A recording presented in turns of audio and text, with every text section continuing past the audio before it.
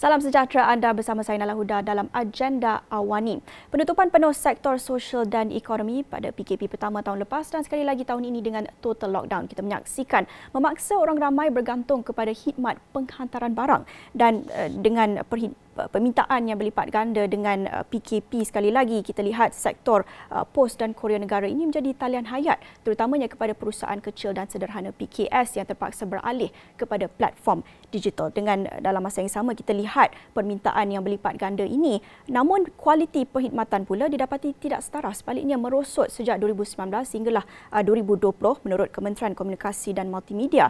Isu-isu kualiti perkhidmatan dan prestasinya itu menjadi antara aduan tertinggi daripada pengguna. Kita lihat juga antara faktor yang diberikan beban kerja dan tekanan yang dilaporkan oleh pekerja sektor kurier ini itu antara isu yang membelenggu sektor pos dan kurier negara sepanjang pandemik. Jadi sebagai usaha untuk meningkatkan prestasi sektor kurier dan pos negara ini terutamanya selepas kebanyakan perusahaan semakin banyak yang bergantung kepada platform digital dan khidmat penghantaran ini, KKMM dan juga Suruhanjaya Komunikasi dan Multimedia Malaysia MCMC melancarkan package inisiatif baharu ataupun pelan accelerator kurier negara. Itu hasil dialog antara kementerian dan industri bagaimana untuk menambah baik dan merombak sektor tersebut. Jadi bagi membincangkan pelan package dan bagaimana sektor pos dan kurier negara dapat bertambah baik, bersedia bersama saya jam ini Dr. Fadlullah Suhaimi Abdul Malik, Pengerusi Suruhanjaya Komunikasi dan Multimedia Malaysia MCMC. Terima kasih kepada Dr. Fazul bersedia untuk menceritakan tentang pelan package. Yang mana kita lihat sektor pos dan kurier ini salah satu perkhidmatan perlu kalau bukan antara yang paling penting ketika pandemik ini. Jadi bagaimana kalau boleh Doktor kongsikan sektor kurier dan pos ini menghadapi pandemik COVID-19? Terima kasih Nala. Basically dalam masa waktu pandemik ini kita dapati perkhidmatan terhadap permintaan terhadap perkhidmatan kurier ini telah meningkat ya. Kalau kita lihat pada tahun 2019 kita hanya mempunyai 7 parcel per kapita saja, tetapi pada tahun 2020 tak kala kita menghadapi pandemik, bilangan parcel per kapita telah meningkat kepada 14 parcel per kapita ya.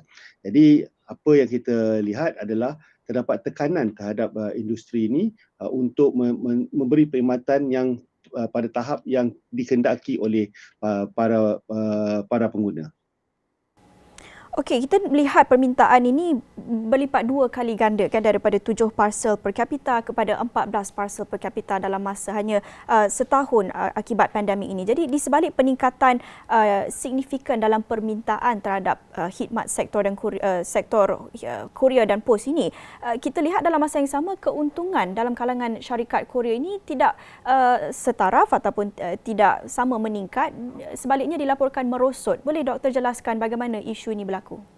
Sebelum saya jelaskan, biar saya ambil kata pendekatan untuk beri gambaran yang lebih luas. Pertamanya kita lihat dari segi sektor e-commerce, ianya akan meningkat dengan kadar 24% tahun ke tahun ya, kadar purata ya. Jadi bila kita dapati kadar e-commerce yang meningkat, maka bilangan barangan yang dihantar oleh syarikat kepada pembeli juga akan meningkat.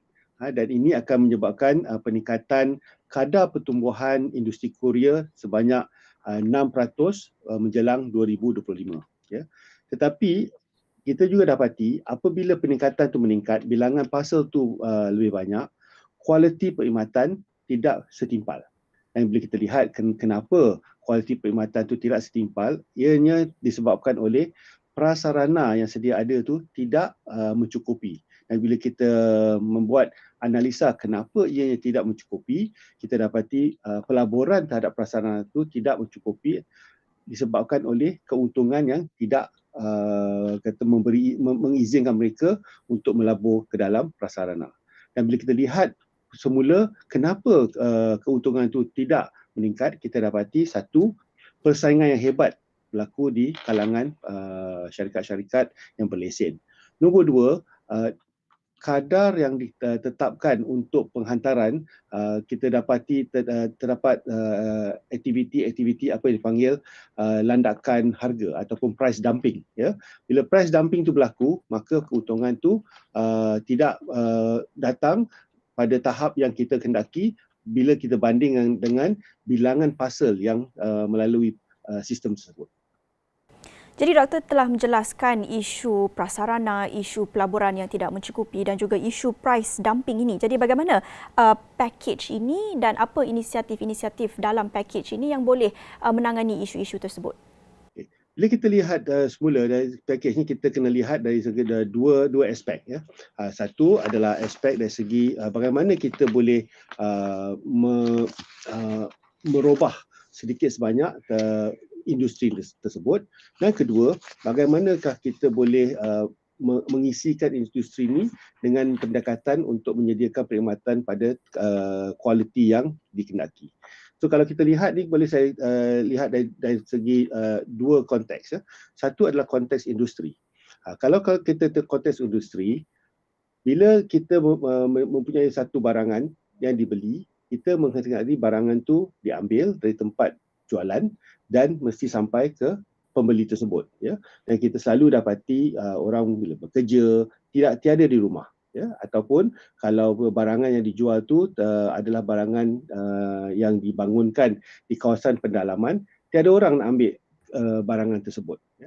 Jadi yang pertama adalah untuk menjadikan rangkaian apa kita panggil pick up and delivery, pick up and drop off, ya, PUDO, kata pendeknya PUDO, di mana penjual boleh meletak barangan yang telah diterima order tu ke tempat pick up ni, dan kita akan dapati barangan tu boleh diambil dan dihantar ke pembeli yang mungkin tiada di rumah tetapi boleh diletakkan dalam tempat yang kita panggil as drop off. Dan di sini adalah rangkaian di mana kita boleh menyediakan pencapaian hantaran ke tempat-tempat yang sejauh yang boleh, ya, dan kita panggil ini high availability untuk kita mengambil barang-barang yang telah dibeli. Sama ada melalui adanya kotak-kotak yang tersedia. Kalau kadang-kadang kita pergi ke pejabat pos, kita nampak kotak-kotak di tepi di mana kita akan sampai ke kotak tu, dan kita macam ATM, kita tekan nombor dan kotak itu akan terbuka, maka kita boleh mengambil barangan yang telah kita beli. Ataupun kita ke tempat-tempat di mana kita ada seperti 7-Eleven yang boleh kita mengambil dan menghantar barangan melalui tersebut di situ. Kedua adalah di mana tempat-tempat yang memang payah untuk kita hantar ini, maka kita ada kolaborasi dengan postman community yang sedia ada. Yang ini tempat-tempat, katalah tempat seperti Kota Belud ke, tempat yang jauh sekali di mana kita memerlukan bantuan orang setempat. Yang ketiga adalah kita menyediakan insentif-insentif. So ini adalah konteks daripada bagaimana kita membangunkan industri. Dan bagi pengguna, kita akan menyediakan program insurans, cara kita melesenkan penyedia perkhidmatan, dan juga menyediakan alamat-alamat dari segi di mana kadang-kadang kita tak ada alamat, jadi barang tak sampai. Jadi maka dengan adanya pendekatan yang kedua ni, insya-Allah ada 8 inisiatif yang telah dikenal pasti melalui makmal yang kita adakan bersama dengan pihak industri dan agensi-agensi kerajaan dan pemegang taruh lain. InsyaAllah dalam masa 5 tahun ini dapat dilaksanakan. Okey doktor, kita lihat banyak inisiatif dan insentif bagi pengguna khidmat sektor kurier dan pos ini, tapi dalam masa yang sama kita nak lihat sektor kurier ini juga banyak dimanfaatkan oleh golongan perusahaan kecil dan sederhana PKS yang banyak bergantung kepada platform digital dan perlu bergantung kepada penghantaran barang keperluan ini. Bagaimana doktor melihat PUDO dan inisiatif baru bawah package ini dapat memanfaatkan ataupun dapat membantu golongan PKS ini, dan juga bagaimana ia boleh merangsangkan lagi pertumbuhan ekonomi digital? Kalau kita lihat PKS ni, lazimnya mereka mungkin berada di bandar ataupun di luar bandar. Ya. Biarlah saya ambil satu contoh di luar bandar. Katalah tempat ni di Parit Semprit jauh ni dia dekat Pontian. Uh, PKS ni menjual kopiah goreng, ya, dan mungkin di kawasan tersebut untuk mereka menghantarnya memerlukan banyak kos-kos lain untuk menghantar barangan tersebut. Di tempat yang sama terdapat juga apa kita panggil sebagai pusat internet community, ya, yang memang sedia ada, dan di situlah kita akan menyediakan rangkaian pudo tadi yang saya maksudkan tadi. Jadi penjual atau pembangun PKS tu yang mempunyai barangan seperti popiah goreng yang telah sedia orang membeli, boleh membawa barangan tersebut ke pusat internet community di situ, ya, dan akan ada perkhidmatan kurier yang akan mengambil barangan tersebut dan menghantar kepada pelanggannya yang mungkin berada di Kuala Lumpur ataupun mungkin berada di Johor Bahru, ya, dan pelanggannya pula kalau dia tiada di rumah, boleh mengambil barangan tersebut di drop off yang saya maksudkan tadi. Jadi nampak rangkaian tu telah ada. Jadi dengan ada pendekatan seperti itu, PKS yang berada di luar bandar boleh melebarkan pasarannya. Tidak lagi hanya menjual di kawasan setempat, tapi boleh menjual barangan tersebut ke kawasan luar daripada kawasan mereka. Dan dengan adanya platform digital, maka pembelian tu dan penjualan boleh dilaksanakan secara maya, dan hanya setakat penghantaran dan pick up dan penghantaran saja yang terpaksa saja secara fizikal. Di sinilah kita dapati terdapat peningkatan sebanyak tak kurang daripada 10% daripada pendapatan mereka hari ini yang dapat ditingkatkan melalui penggunaan penjualan secara maya dan juga pemantapan perkhidmatan kurier. Doktor, mungkin daripada perspektif saya dan mungkin ada juga segelintir penonton kita yang baru saja ingin mengenali sistem drop-off pudo ini, mungkin kita tak dapat nak kenal apa yang baharu dengan sistem drop-off ini berbanding dengan sistem yang digunakan sekarang atau sebelum ini. Boleh doktor jelaskan apa perbezaannya dan bagaimana sistem drop-off dan juga penghantaran yang dilaksanakan ketika ini atau sebelum ini, apa pembaharuan sebenarnya yang perbezaannya? Yalah, saya bagi gambaran apakah sedang berlaku hari ini, ya. Kita katalah saya ingin membeli sesuatu barang, saya masuk kepada platform digital dan saya membuat langganan, ya, dan saya membuat pembayaran semuanya secara maya, ya. Dan barangan tersebut akan dikeluarkan oleh pengusaha tersebut dan ianya diambil oleh syarikat kurier daripada tempat pembuatan barangan tersebut, dan ianya akan diambil dan dihantar kepada alamat saya, ya. Dan di sinilah sama ada saya ada di rumah atau tak ada di rumah akan memainkan peranan yang penting. Kalau saya ada, okeylah, barang tu saya akan terima. Kalau saya tak ada, barangan tu akan dipegang oleh syarikat tersebut dan barangan tu mungkin tidak sampai sehinggalah saya ada di alamat sewaktu perkhidmatan tu dihantar. Inilah gambaran yang sedia ada, ya, dan penghantaran menggunakan pakai sama ada van ataupun seseorang yang menggunakan pakai motosikal, ya. Dengan pudo ni konsepnya semuanya boleh dikatakan sebagai tiada perantaraan manusia, ya. Di mana order tadi seperti saya lakukan adalah secara maya, pick up oleh syarikat perkhidmatan kurier yang sedia ada, tetapi hantaran tidak sampai ke rumah saya, tapi dihantar kepada satu tempat yang berdekatan dengan rumah saya, yang mana saya boleh mengambil barangan tersebut tak kira waktu, ya, mana dan di manakah tempat tersebut.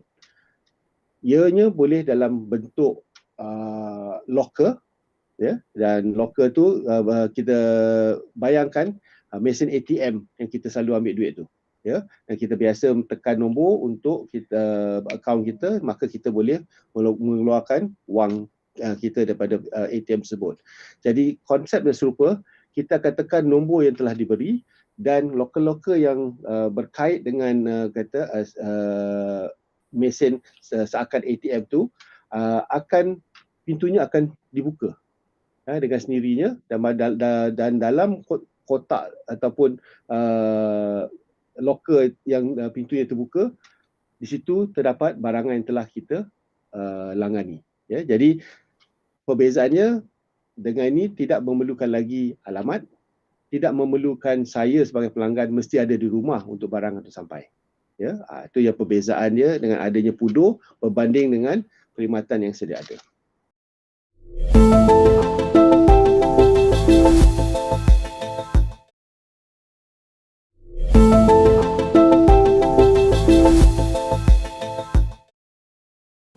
Okey, seperti doktor jelaskan tadi, kita lihat inisiatif-inisiatif baharu yang diperkenalkan bawah package memberi tumpuan kepada perusahaan kecil dan sederhana PKS terutamanya di kawasan luar bandar.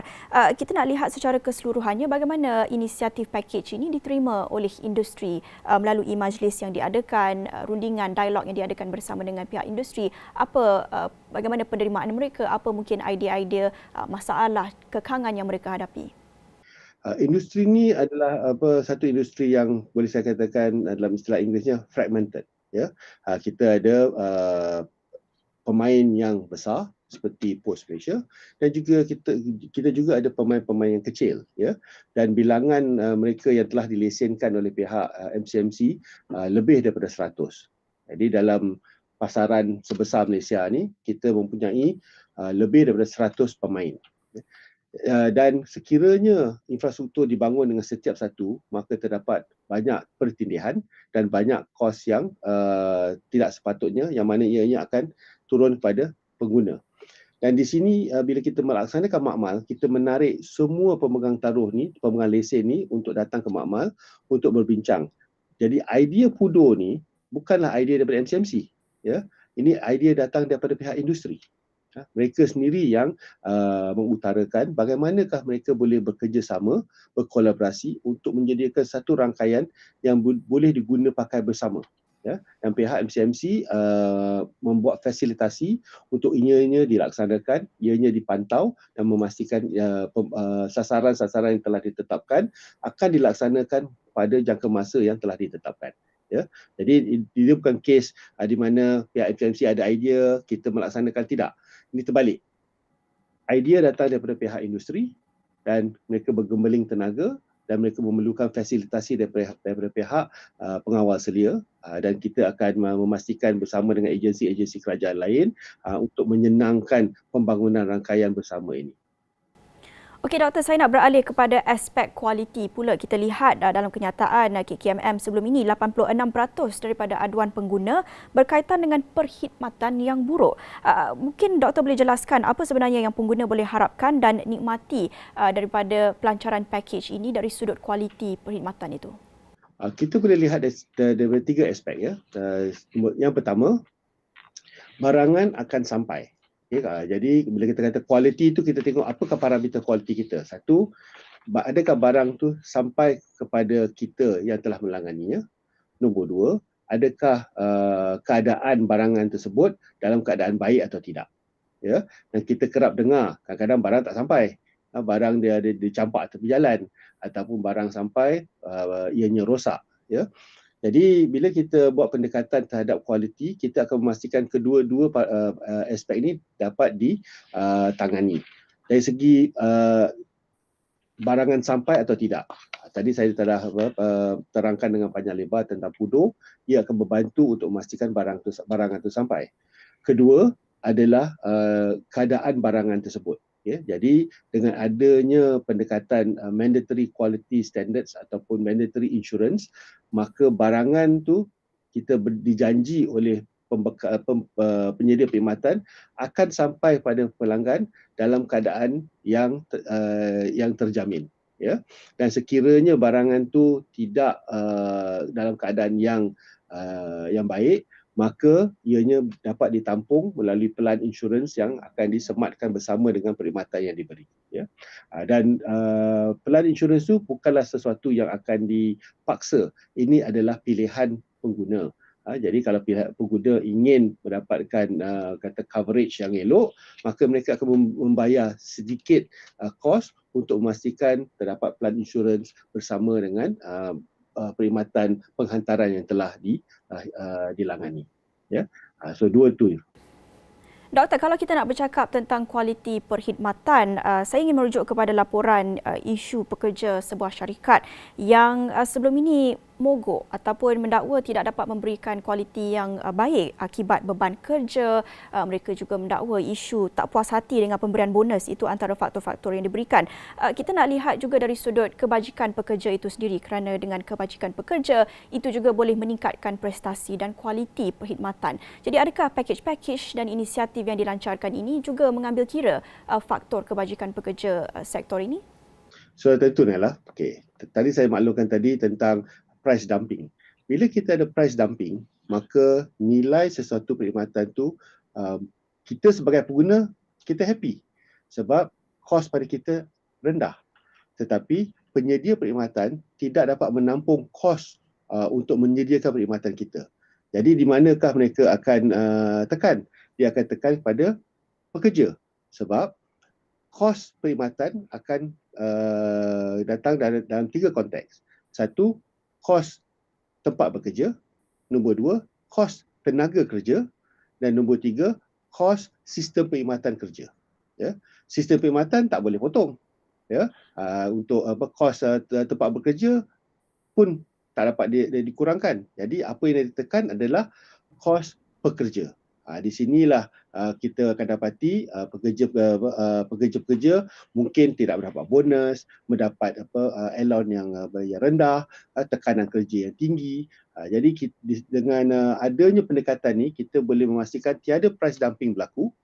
Kita mempunyai kadar minima untuk perkhidmatan dengan syarat kos pendapatan yang dapat didapati oleh syarikat tersebut boleh dipanjangkan kepada tenaga kerja mereka dengan memastikan sekurang-kurangnya pekerja ni mendapat gaji minima yang telah ditetapkan oleh undang-undang.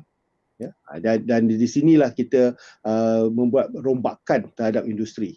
Mungkin industri mungkin akan terasa pedih sedikit pada permulaannya, tetapi in the long run ia akan memastikan kesihatan industri itu elok, pekerja juga dapat dijaga dengan baik. Okey, akhir sekali Doktor, kita nak lihat dari sudut jangka masa, time frame antara inisiatif yang dilancarkan melalui package dan inisiatif baharu PUDO ini. Adakah kita melihat ini sebagai satu penyelesaian long term, jangka masa panjang ataupun lebih jangka masa pendek? Apa anggaran MCMC dan juga KKMM selepas ini dari sudut jangka masa itu? Sejauh mana kita boleh lihat bagaimana pembaharuan terhadap sektor tersebut dapat kita lihat kualitinya bertambah baik, kerana demand ataupun permintaan untuk kualiti bertambah baik itu agak tinggi ketika ini dengan pandemik, dengan PKP sekali lagi. Jadi apa anggaran MCMC di sini? Kita package ni mempunyai satu jangka masa sehingga tahun 2025. Ya, kita tidak menjanji ianya akan dapat diperbaiki dalam sekelip mata. Ya, tapi kita mempunyai sasaran-sasaran mengikut jangka masa yang telah ditetapkan untuk kita melaksanakan ke-8 inisiatif yang telah saya masukkan tadi. Ya, dan kita juga mengambil pendekatan untuk menyediakan laporan untuk orang ramai tentang progres package ini dari masa secara berkala. Ya. Setiap suku insya-Allah kita akan menyediakan laporan untuk masyarakat orang ramai tahu bagaimanakah usaha ni telah dijalankan dan mereka juga dapat merasai apa pembaikan yang telah dilaksanakan dalam setiap suku dari sekarang hinggalah ke tahun 2025. Dan kita juga faham bahawa pasaran tu selalu berubah, ya. Kita panggil pasaran ini adalah dinamik. Kita mempunyai plan sehingga tahun 2025, tetapi plan ini akan dilakukan imbas semula, ya, setiap tahun untuk kita memastikan pendekatan tu memenuhi citarasa ataupun keperluan pasaran sewaktu tersebut. InsyaAllah lazimnya saya teori kita 80-20 rule tu akan akan dapat dilaksanakan, di mana 80% of the time kita akan betul, pasaran tidak berubah dengan begitu banyak, tetapi terdapat 20% of the time di mana kita perlu membuat refinement atau pendekatan baru untuk melaksanakannya. Baik, kita akan terus mengikuti perkembangan pelan package ini dan bagaimana inisiatif-inisiatif baru ini boleh memanfaatkan pengguna seluruh negara dan juga pekerja industri dan pastinya golongan perusahaan kecil dan sederhana juga PKS, bagaimana industri digital economy dapat bertumbuh dengan penambahbaikan sektor pos dan kurir negara. Terima kasih kepada Dr. Fadullah Suhaimi Abdul Malik, Pengerusi Suruhanjaya Komunikasi dan Multimedia Malaysia MCMC, mengulas mengenai pelancaran package inisiatif baru untuk merombak dan menambah baik sektor pos dan kurir negara ini. Dan itu sahaja perkongsian saya dalam agenda Awani jam ini bersama saya Nala Huda. Salam hormat.